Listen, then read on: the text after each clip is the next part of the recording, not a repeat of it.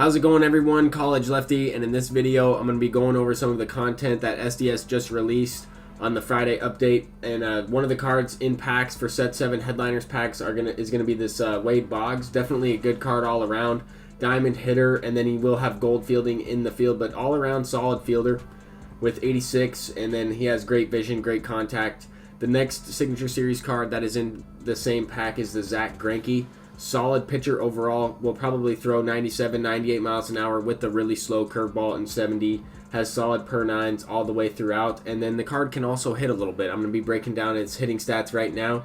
He's got solid contact and power versus both sides with great vision, 78, that's durability. He's got 92 fielding as well to go along with his pitching stats, but I went ahead and opened up a set 7 headliner pack and I pulled the gold Jimmy Fox.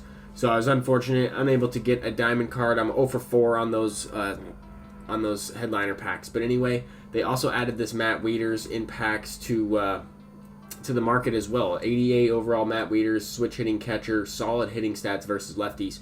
And then there's also a Jorge Posada for winning 25 games in this event. It's going to be gold to common hitters and legends and flashbacks, silvers and commons pitcher. So that's going to be cool. Here are the stats on the Jorge Posada. Solid content and a solid update from SDS. This card's pretty good overall.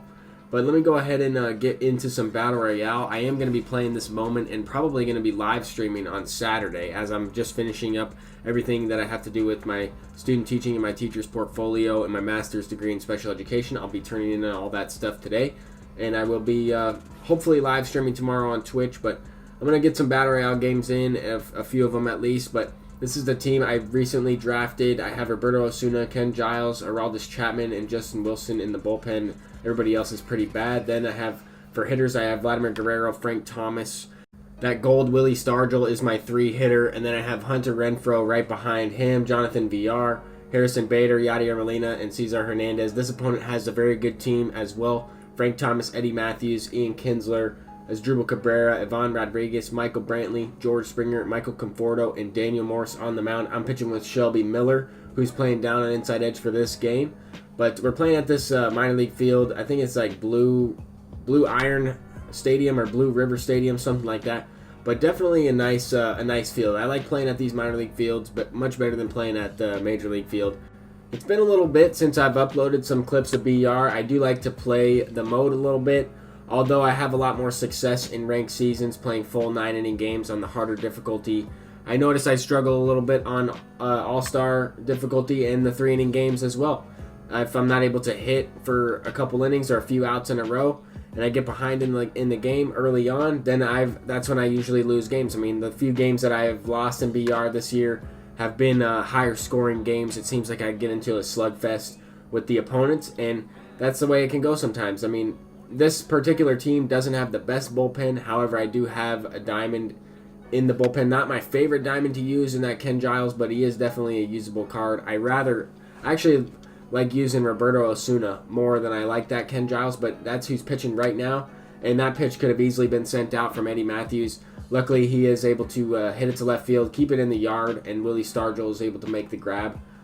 But this Ken Giles, I mean, not a bad pitcher. Only has three pitches. I would think he's more usable in ranked seasons on Hall of Fame or Legend difficulty, but his control's not the best.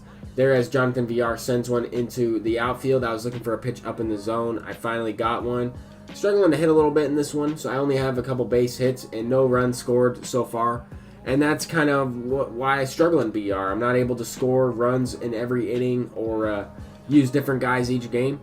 It's just something that I need to practice more. But the more I play the game mode, the better off I'll be, and I'll improve a little bit, hopefully anyway. I mean, I went 12-0 in MLB The Show 18 a couple times. I went 12-0 in MLB The Show 17. But so far this year, I've been struggling a little bit. I've gotten to 6 wins a few times, 7 wins a few times, and then I'll just choke a game. I'll lose on a couple late hits or like I said, a slugfest, as I mentioned earlier. But here we go. We got Justin Wilson in the game. Definitely a good lefty BR pitcher to have. He has the slider, the cutter. He also has, a flashback version. He's got his live series card. Both pretty good. The opponent brought in Oliver Perez, and I squared that one up with Vlad Jr. Vlad Jr. is a really good card in BR. It's someone who I really want to get on my ranked seasons team as well. And that's why I like this mode. You're able to try some cards out that you don't necessarily have right away.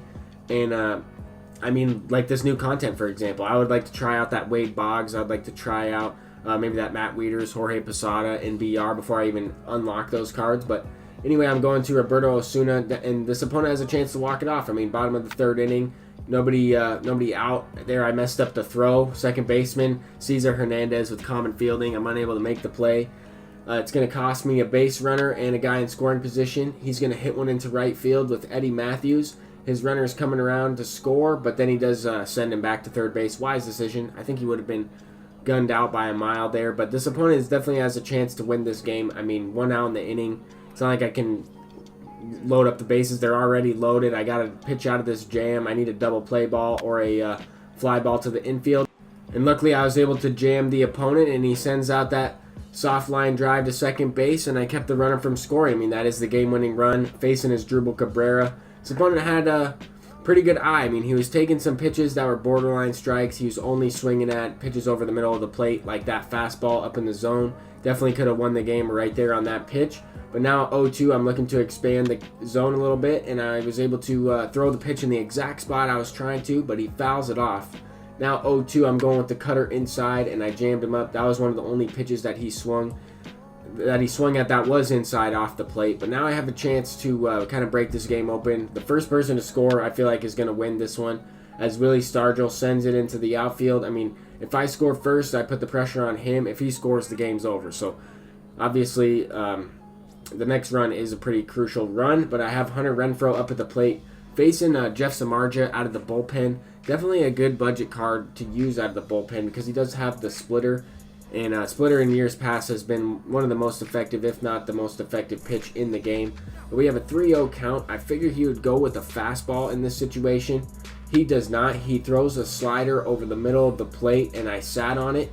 I wasn't going to swing, and my eyes kind of just lit up on that pitch. As soon as I saw it breaking over the middle of the plate, I wasn't going to swing necessarily, but I waited on it and hit it to center field.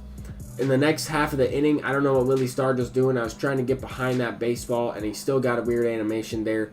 Makes a lunging leap, and the ball goes right over his head. That's going to be extra bases. And the opponent was able to get another base hit, and now he's got a guy on second base. Scored a run. It's a 2-1 game. That was Michael Conforto, and he sent one to second base. Luckily, it was not into the gap to tie up the game, but he brought in Jay Bruce off the bench, and he sends one up the middle. So down to his last out, he sends one up the middle to tie up the game. Now I'm going into the top of the 5th inning with 1 out already. Cesar Hernandez is sending one through the 6 hole there. That's going to be a base hit. So definitely got something going. I'm going to go to a pinch hitter right here. I'm going to bring in Kyle Tucker. I thought about bringing in Socrates Brito, but Kyle Tucker's a little bit better of a hitter and still has decent speed as well. I wanted to keep that Socrates Brito guy on my bench just in case if I got a guy on base with a little bit better speed. But right here, I don't really know what happened. He must have made a bad throw to second base, got the throw cancel, and then Vlad Jr. is going to send a no-doubter out the very next pitch. Seems like anytime you make a mistake like that, especially in BR, in the field, it comes back to haunt you as I hit a 3-run shot the very next pitch. That was a power swing. And then with Vlad, I'm trying to keep it going. No lead is safe. I'm unable to continue the rally. I hit a fly ball to right field. Now we have 2 outs in the inning, and Willie Stargell's up. Hopefully I can start up a two-out rally now because I felt like this opponent, even though I was able to get a couple runs, I felt like this opponent wasn't going down without a fight. I mean, I thought this ball was going to be sent out for a home run. His center fielder is able to track that one down at the warning track, running into the fence. Definitely a nice play there. But this opponent, he was hitting the baseball. I mean, that was a hard line drive right to center field. Luckily, I have Harrison Bader out in center field. He tracks that one down. Definitely could have been a double into the gap, and I've given up hits just like that on the same type of pitch and everything. But now we're facing Ian Kinsler. Down to his last 2 outs. I'm trying to use this reliever. I had to take out Osuna because we were in extra innings. I had to try and get something going, and I was able to because I pinch hit for Osuna. I brought in Kyle Tucker in the last inning. I think this is like a bronze pitcher. I don't even remember who I'm using. But he does fly out to Willie Stargell, and that's going to do it for that game. So I was able to get the win. I think I was like that was like the 2nd or 3rd win in this run. I was unable to win the next game, so I drafted a new team, And now I'm going to be going into another gameplay video. I have Kenny Lofton. This team I thought was actually a little bit better, even though I didn't have as much power. I have Chris Sale, a couple good lefties, Sir Anthony Dominguez, as well as that Justin Wilson. I was able to draft up that Justin Wilson again, but Kenny Lofton, Ivan Rodriguez, and Brian Dozier are going to be the main three for this team, along with David Peralta, the silver, George Springer, definitely a good card. And there, the opponent's going to send one into the gap with Tony Gwynn. Tony Gwynn is one of the best cards in this game. I probably should have selected him over Frank Thomas. However, that Frank Thomas has been hitting very good for me in ranked seasons. I realized that Tony Gwynn is definitely overpowered. The 125 contact and how viable contact hitters are in this year's game is definitely important. I mean, there Kenny Lofton, another one of the best cards in this game, 98 speed, hitting a double into the gap there, brings up Pudge Rodriguez. This opponent left in his starting pitcher, who happened to be either a common or a bronze. I was able to send the no doubter out with Pudge Rodriguez, signature series card. Later on in the inning, with David Peralta up at the plate, he's going to join the hit parade so far and send another no doubter out to right field. So I'm looking to pitch with this lead right here. I have Sir Anthony Dominguez in the game. I threw that pitch right over the middle, hanging slider. The opponent deposits it into center field for a home run there. And that makes it a 3-1 game. I am trying to get that run back and expand the lead back to a 3-run lead. I mean, anytime you give up a few runs in BR, you're trying to get those runs back. You're trying to break the game open a little bit, as Will Myers is going to send one into left field. That's going to be dropped out there by his left fielder. I think he had Chris Davis out there in left field, unable to make the play with common fielding. I actually tried to send that runner back to first base, but he just took off for second anyway. Logan Morrison off the bench is going to send one off of the wall. Tony Gwynn's unable to get to that one. That's going to be a double, so I am able to get at least that run back. So now it's a 4-1 game.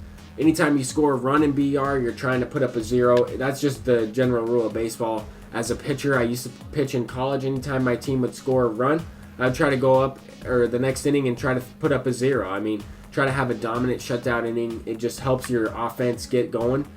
And it helps your rhythm at the plate in this game specifically. Later on in the inning, I don't know what happened. Brian Dozier hits a line drive. I thought it was going to be a line out right to center field, but it falls just in front of the fielder out in center field, just in front of his feet. And now David Peralta steps up into the box and sends a home run out to right field. I was looking for a fastball up and inside there, and that pushes the lead up to 8-1. Now I'm feeling much better about this game. I mean, just starting out with this new team and the first game in, you hit like this. It's definitely a good sign. The opponent does concede that one, so I'll be looking to continue on this run with this team. But let me know what you guys think about the content in the Wade Boggs and the Zack Greinke that was released, as well as the Jorge Posada and the Matt Wieters. I'm College Lefty, and peace out.